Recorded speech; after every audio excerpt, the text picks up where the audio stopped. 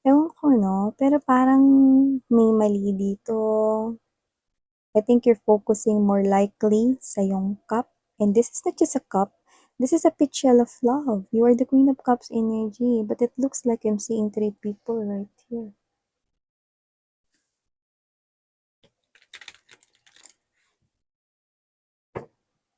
First things first, I think this is something here,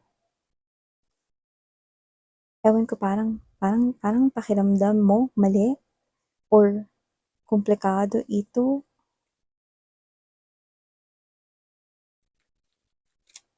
Pero your emotions are on the line.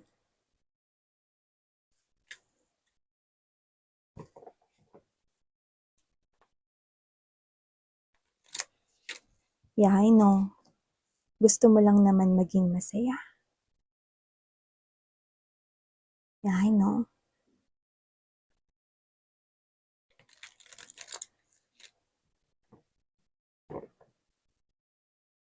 Let's see what's happening here.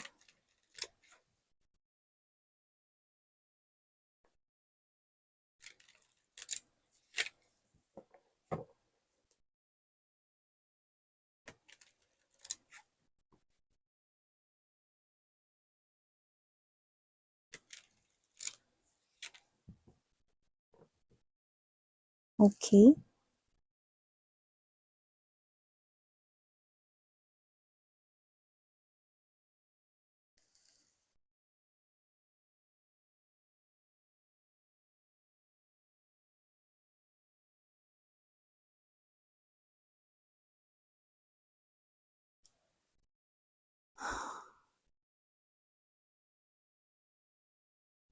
Complicated nga ito.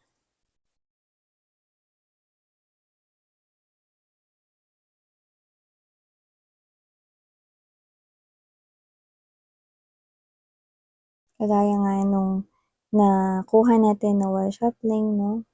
The cards already, no, sending us signs that this is something here, no, na complicated. Okay?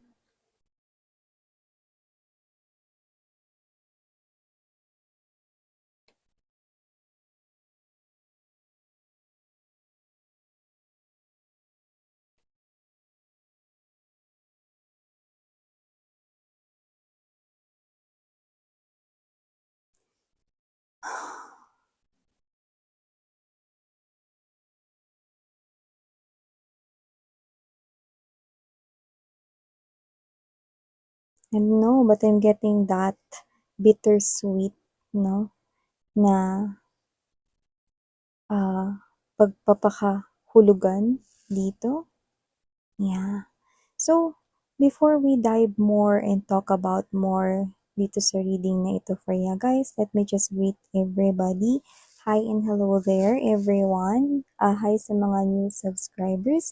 Thank you so much po po siyan. Welcome. Tuloy po kayo dito sa aming community. At sa mga returning viewers and subscribers, no, thank you so much sa inyong walang sawa at walang patid na pagsuporta dito sa aking life's purpose. Thank you po sa inyong lahat. So, wala po tayong gender, babae, lalaki, LGBT. You're all welcome here. Pwede nyo rin pong i-flip yung roles if you want. And at the end of the day, you always have your free will. Okay? Just take only what resonates here with you guys, no? So, I'm definitely getting right here. Yeah, you're hearing that song. You came along at the wrong place, at the wrong time. So, I really do not expect that, okay? But definitely it looks like this complicated situation in love has something to do with pwedeng mali yung oras na nagkakilala kayo, mali yung time na nagkita kayo, wrong timing, wrong place. Pero matatawag ba itong maling pag-ibig? Yan. Ano bang meron diyan, Besyan? Bakit parang napakakomplikado naman ata ng intro mo sa reading na yan? Because with the lovers right here, Knight of Wands and Death, Ace of Cups energy, I do see na dumating ka sa buhay ng isang couple dito. So the person that you're dealing with is in a relationship with someone else, and then you came into that person's life. Pero hindi para manggulo, hindi para guluhin yung isipan niya, lalong-lalo na yung damdamin niya. Because dumating ka lang, nakilala ka nitong tao na 'to 'no, na parte ng journey niya sa life. 'Di ba 'pag may mga dumadating na stranger sa ating life 'no, may mga role 'yan. Puwedeng katrabaho mo, magiging kapitbahay mo 'no, nakatira kayo sa iisang building, mga gano'n 'no, or magigiritong friend mo. May mga role 'yan, mga dumadating sa life natin 'no. So, this person here, akala niya yung role 'no, na magiging role mo sa buhay niya is kung ano lang yung given na role na unang pinakita dito. So, kung katrabaho, hanggang katrabaho lang. Kung kaibigan, hanggang kaibigan lang. Kung kapitbahay, hanggang kapitbahay lang. Period. Hanggang dun lang yung role. Pero hindi inaasahan dito na may nabuong feeling sa inyong dalawa. Pero, ang nakita ko rito, take note, wala pong naging relasyon sa inyong dalawa. Kumbaga, parehas niyo pa ngang pinigilan ang isa't isa rito kahit na nahulog na kayo sa loob, no? Hulog na yung loob ninyo sa isa't isa. That person you're dealing with is having a relationship with someone else bago ka dumating sa buhay niya. So, connected na siya with someone else rito. And this person so happened na siguro meron kayo dito mga pinagsasamahan na activities, lalo na kung katrabaho mo siya or friend mo siya, no? And you did fall for each other. Na-fall po siya sa inyo, na-fall rin siya, na-fall ka rin sa kanya, pero wala pong naging relasyon sa inyong dalawa. Malinaw yon because you both respect. Okay? Nirerespeto ng person na kadil mo ang kanyang koneksyon sa kanyang girlfriend or boyfriend, saka in relationship niya, kung sino man yon. At nirerespeto niya rin dito mga babes, no, ikaw, dahil alam niya na may ka-relationship siya rito. Pero, siya ito, naiba yung damdamin niya. Nag-iba yung damdamin niya. Nahulog niya yung loob niya sa'yo. At ikaw, parehas kayong nahulog na yung loob niyo sa isa't isa, pero parehas ganito. Kita mo yung fist ko? Parehas kayong nagpipigil. Itong person na 'to nagpipigil siya rito, 'no, na huwag kang mahalin, pero lalo siya nahuhulog sa'yo. Ikaw ito, nagpipigil ka rito 'no, na huwag siya ritong mahalin, pero lalo kang nahuhulog sa kanya. Hmm? Minsan pa ngang minention nitong tao na 'to 'no, na nung una kang dumating sa buhay niya, wala naman talaga siyang naging feelings para sa'yo. In denial about this. Kasi kasama yun sa pagpipigil niya, pero yung totoo, nahulog na talaga yung loob niya sa'yo at ganun ka din. Dumating ka sa buhay nila hindi para sirain sila, kundi dumating ka kasi may role ka. Yun yung una mong role. Katrabaho, kaibigan, kapitbahay, no, kung ano man yan, na role mo. With the Seven of Swords in reverse, wala ka pong intensyon na manggulo, makasira ng relasyon, at wala kang intensyon mang-agaw. Bagkus, pinigilan mo pa nga ang sarili mo, Nine of Wands energy, pinigilan mo yung damdamin mo at nag-create ka ng boundaries, no? Kahit nasasaktan ka na, Three of Hearts energy, center ng yung reading dahil alam mo yung lugar mo, yung posisyon mo dito sa sitwasyon na ito. This is something here complicated. Hindi mo rin to nakitang mangyayari with the tower right here. This is something here na iniiwasan mo pero nasasaktan ka dito. Because you fell in love with someone who is in relationship with someone else, and that is so painful, and nakita kong heartbroken ka rito, but you are not just the one. na nasasaktan dito, but the person you're in love with is also hurting inside because he or she had already fallen in love already rin sa'yo. Parehas kayong nagpipigil. Pero parehas ninyong nararamdaman na parang iba na yung feelings ninyo for each other. Iniiwasan ka niya, iniiwasan mo siya, parang nagkakaintindihan na rin kayo telepathically pero wala naman talaga dito naging relationship sa inyo, walang nangyaring gano'n, hindi kayo nag-kiss, hindi kayo nag-hold ng hands, parehas ninyong pinipigilan dito dahil alam ninyong hindi puwede. Pero nakita ko dito, na kahit na wrong timing ito, that this is not the perfect timing, this is the wrong place, whatever.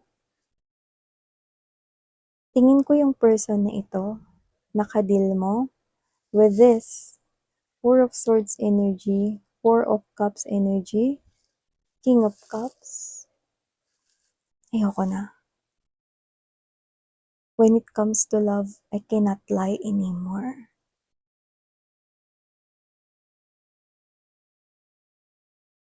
Hindi niya na kayang pigilan ito. Kaya nakita ko ritong lalapit na siya sa'yo. Four of Coins energy, Five of Cups right here to the Seven of Cups. Bahala na.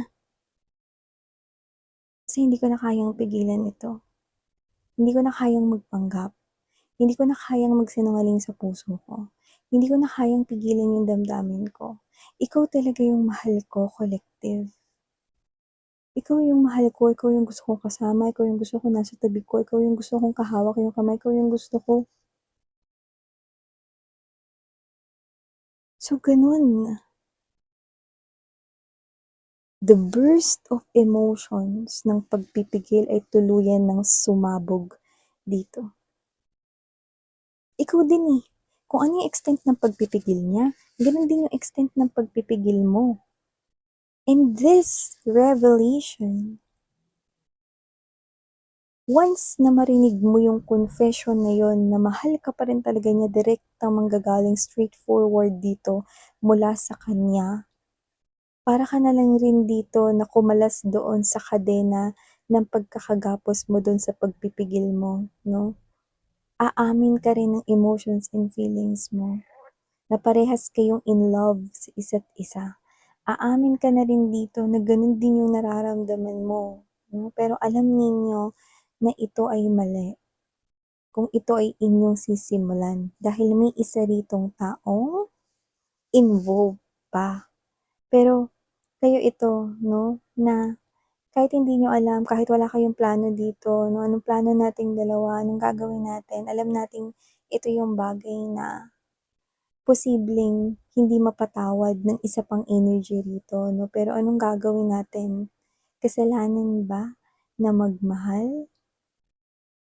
Hindi niyo talaga kayang magsinungaling pagdating sa pag-ibig because love can't lie. You really cannot hide love for a long time. Because when your feelings are true, it will just burst. Crushed everything. Ayoko na. Suko na ako. Hindi ko na kayang pigilan yung nararamdaman ko.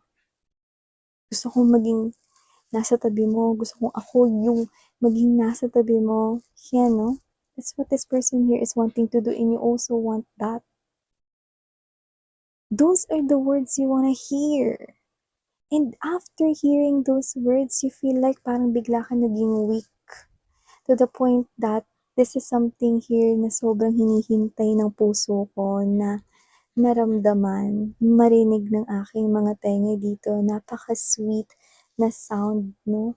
Ng ganong klase ng pagtatapat ng pag-ibig mula sa taong talagang minamahal mo. Pero anong gagawin natin ngayon? Wala tayong plano. Hindi natin alam kung ano yung dapat nating gawin. Parang, bahala na, wag naman na nating isipin yan sa ngayon. Ang importante, isipin natin na hindi na tayo nagpipigil ng parehas nating damdamin dito. Yan, no? Saka na natin isipin kung ano yung gagawin natin sa sitwasyon na 'to, pero ito talaga yung nararamdaman ko, hindi ko na 'to kaya pang itago.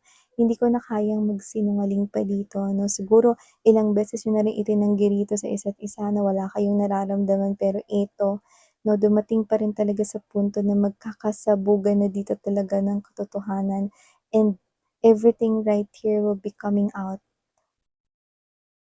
unexpectedly because of that burst of emotions and feelings 'no.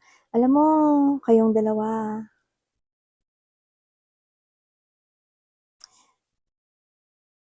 sa totoo lang wala naman talaga kayong sinagasaan, eh. Siguro, oo, na-develop yung feelings niyo sa isa't isa, pero wala kayong ginawa, hindi kayo nagtaksil dito. Bagkus nagpigil pa nga kayo dahil alam ninyong hindi tama. Pero dito, your feelings are all valid 'no. Tsaka 'pag mahal mo, paglaban mo. Ano man yung gusto ninyong gawin sa relationship na ito, gawin ninyo. Dahil alam ko naman na you are both matured enough to deal on this one. Alam ko na magagawa niyo rin na magtagumpay dito sa connection na 'to 'no, at kailangan niyo na makipag-deal muna with that other party na involved dito, and alam ko na malalampasan niyo 'yan.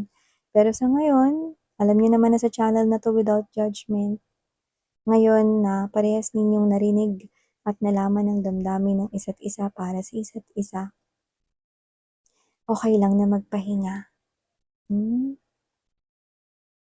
You can rest sa kanyang shoulders, you can comfort him or her,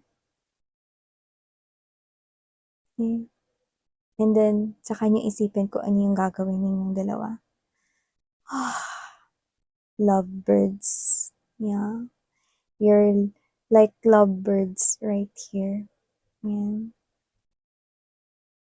It's now time for you to listen to your heart, okay?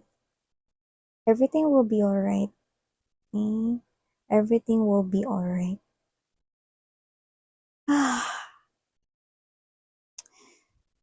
Putok eh.